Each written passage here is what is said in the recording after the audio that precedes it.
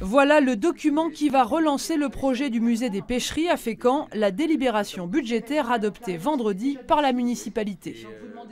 Le conseil municipal a voté une rallonge budgétaire pour permettre le démarrage des travaux et notamment permettre d'attribuer le marché de gros œuvres qui nous manquait jusqu'à présent. Et nous espérons pouvoir poser la première pierre au mois de septembre.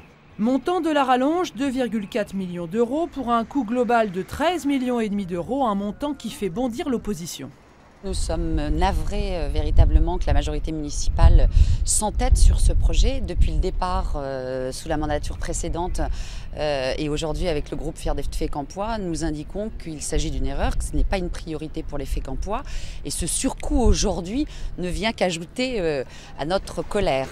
Le projet du musée des pêcheries est ambitieux. Il s'agit sur 5 niveaux dans cette ancienne usine de transformation du poisson entièrement réhabilitée, de raconter Fécamp, le port, la ville, les habitants, en s'appuyant sur l'existant, le musée des arts et de l'enfance et les collections du musée d'Eterneva, mais dans un concept totalement novateur. On est à la fois dans la continuité des anciens musées parce que bien entendu les collections proviennent de l'ancien musée, mais elles ont été considérablement enrichies et elles vont être présentées dans un concept tout à fait nouveau.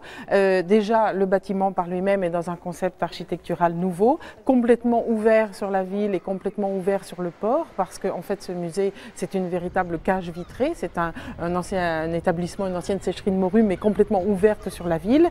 Un lieu phare que la municipalité entend bien exploiter pour développer encore l'économie touristique. Fécamp est un virage, elle entame une mutation. Nous avons choisi d'investir sur des projets de qualité et qui va renforcer l'attractivité de Fécamp. C'est ça l'objectif. À partir de là, nous pensons qu'il y aura des entreprises qui vont s'installer, que des commerçants vont s'installer et vont donner de la richesse à la communauté. Début des travaux en septembre prochain pour un chantier d'environ 18 mois.